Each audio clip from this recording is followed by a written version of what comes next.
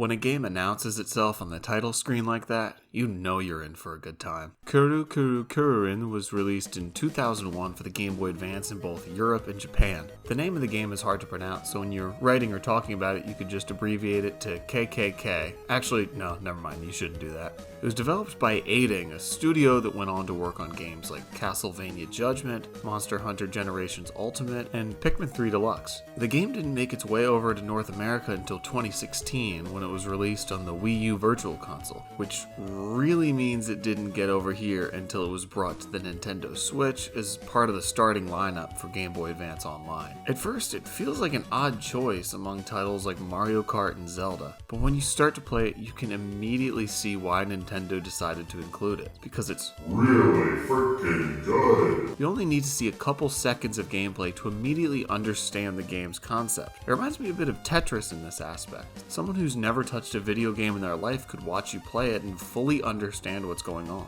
But while the gameplay is very simple, that doesn't mean it's boring. Not at all. There's an incredible feeling of tension you get when sliding through a narrow passage, and an immense feeling of satisfaction when you complete a course. And don't be fooled by the cutesy graphics and music. This can be a pretty challenging game, but the challenge doesn't come from having a high enough level or using the right ability at the right time. It's just pure skill. Each death is entirely your fault and feels like it, which makes you want to keep trying again and again and again. But thankfully the stages are short and snappy, which prevents the game from feeling too frustrating, and the levels are designed for you to go through them fast. It's all about short, sweet, satisfying action. The adventure mode has different worlds you move through, and while they don't add any major changes to the gameplay, it's nice to see a new setting every few levels. And the soundtrack is also super catchy in its own right. But what makes the game great is how fun and simple the gameplay is. You don't have to worry about leveling up or items or skill trees. It's such a pure gaming experience in a way that a lot of AAA releases don't capture. You improve solely based on your skill alone, which makes overcoming challenges so gratifying. And when you're in the total zone or moving through the level like an expert, nothing feels better. What gives Kuru Kuru Kururin the ability to be so good is how abstract it is. It's not like 99% of other games where who you play as can be summed up as a guy. Instead, you're a rotating rectangle. I suppose technically you play as a little bird that's piloting a slowly rotating helicopter, but for all intents and purposes, you're a rectangle. You see him jump in the chopper at the start of each level and get his face in the bottom left corner, always judging you for making mistakes. This is a good way to provide a level of connection to the main character while still keeping the gameplay as priority. Being able to play as something other than a human is something that older and indie games have over today's popular releases. When you shed the boundaries of what the human body can do, you open up room for so much more creativity. We spend all our lives in human bodies. In video games, shouldn't we be able to be something different? A lot of big budget games have you play as a human in an attempt to be more widely accessible to a casual audience. The mindset is the more similar you are to the main character, the more you'll be able to closely relate to them. But I think there's a lot of irony in the fact that games where you don't play as a human are oftentimes more approachable to those unfamiliar with gaming than these AAA releases. It's way easier for someone to understand Pong or Pac-Man than Uncharted or Call of Duty, for example. I think what a lot of studios don't consider is that it's not always fancy graphics or a deep story that will bring in new players. Other times it's simple, satisfying gameplay, the kind of thing that's easy to understand but hard to master. Kuru Kuru Kururin is the perfect example of this, and is a game I recommend